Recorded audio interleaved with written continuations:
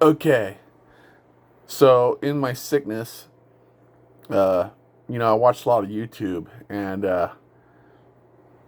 it's even on my TV. Okay, so I'm watching this guy.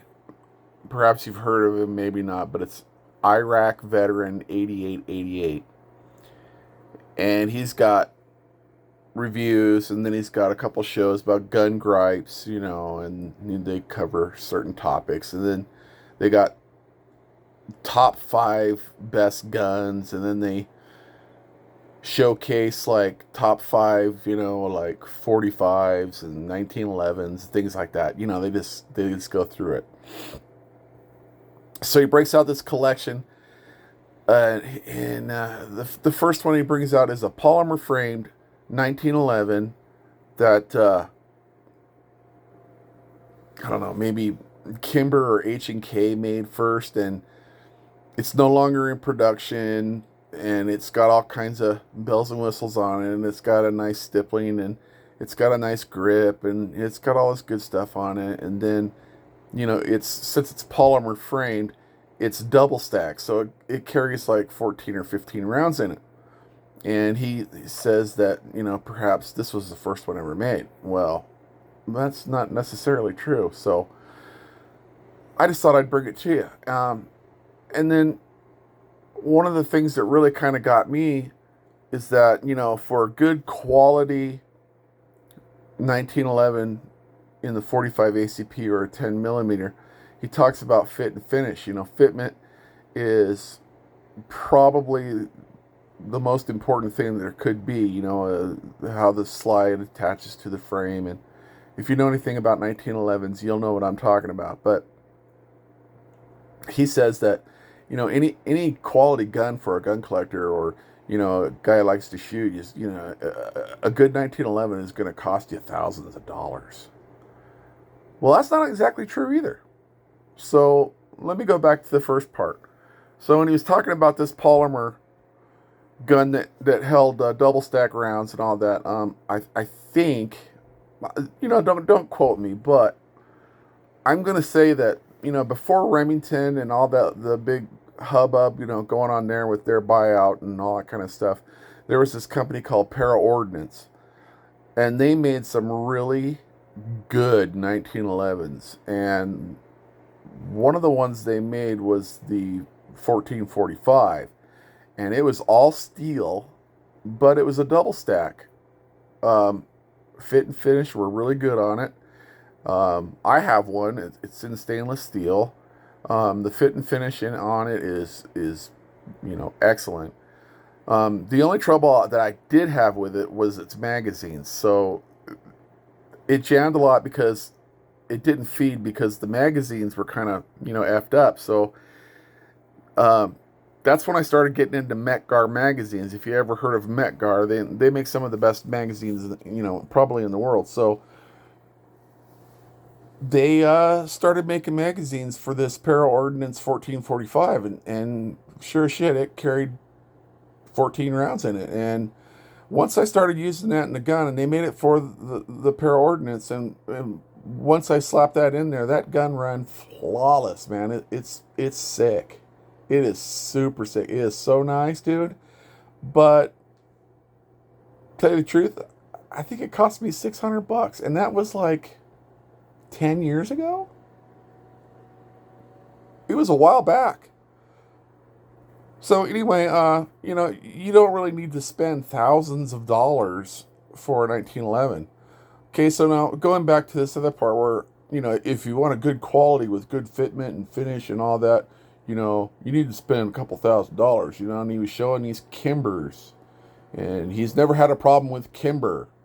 And he showed some Smith and Wesson, a Smith and Wesson, and he showed a Dan Brown, and he showed a whole bunch of other ones. So these guns cost multiple thousands of dollars, dude. And really, I've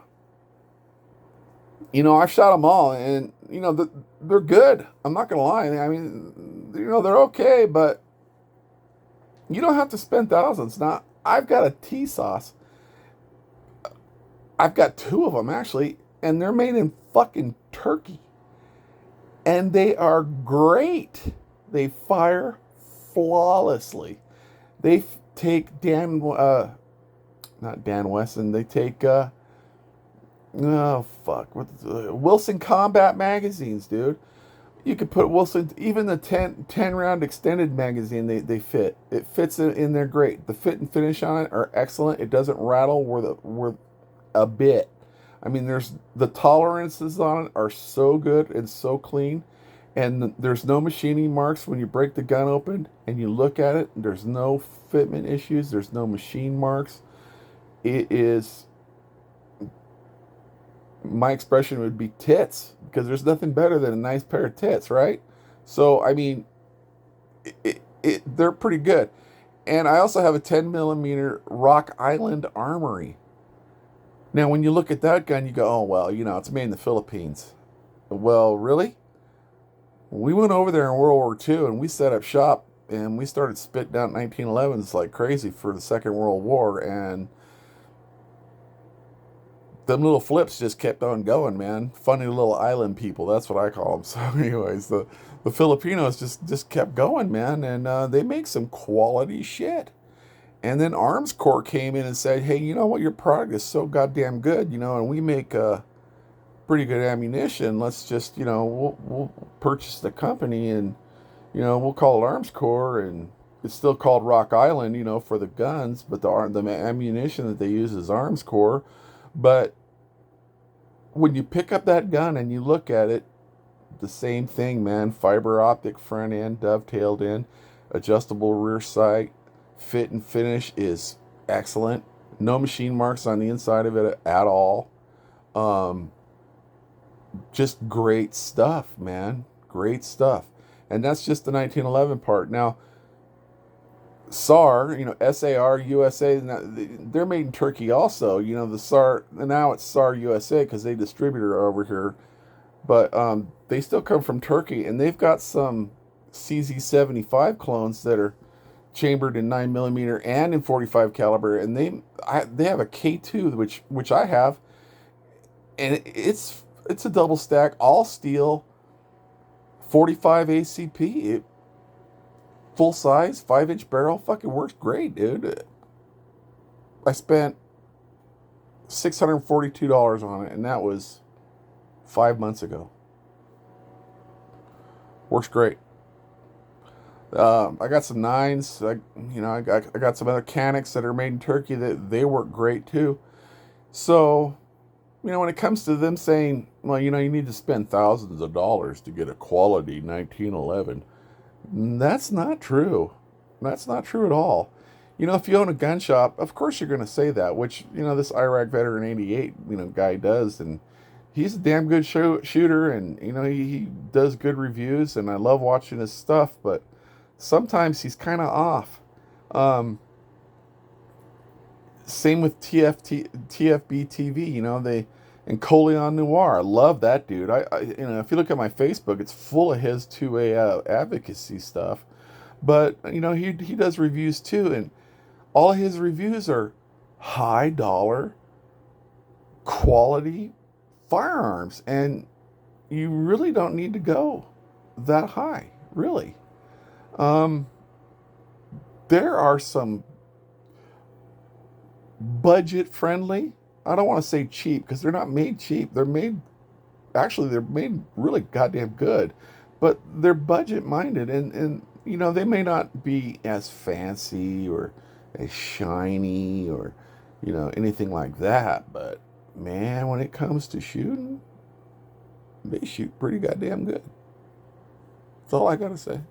So, so when it comes to 1911s, you don't have to spend thousands of dollars.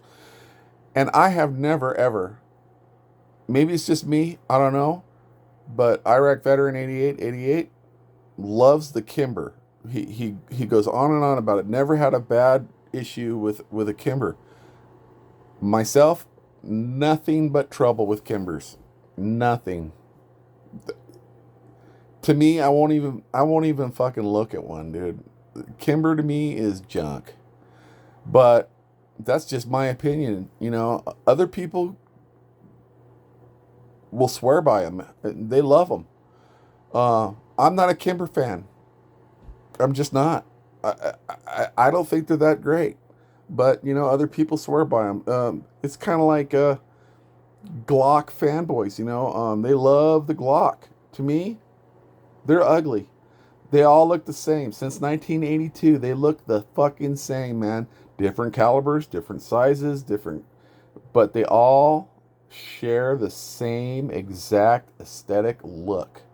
They're ugly. It's like the high point. Ugly. And for some reason, they won't change. They won't stay with conventional thinking, or they won't stay with what the public wants. They just want to do Glock stuff. And when you buy one out of the box, you spend 550. Let's just ballpark it, okay? You spend $550 for the gun, and it comes with a shit trigger. It's gritty, it's nasty. Nobody wants it. So then you can. There's all kinds of aftermarket stuff for it. You could buy a trigger pack. That's another 100, $150. You could buy a barrel, sick ass barrel, nice, like gold plated, looks great. It's got spiral fluting in it. It's threaded for a silencer. It's the $300. Yeah, oh yeah.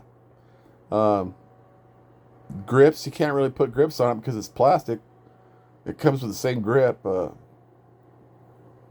got one with a slide cut in it for an optic. We took $300-400 for an optic. Really? So you just went from $550 to $1,000 in just making one operational to your liking, to the way it goes. Now I've got some where I've put a total of 700. Fine with me, man. Works great. So that's all I wanted to say. All right. Bye.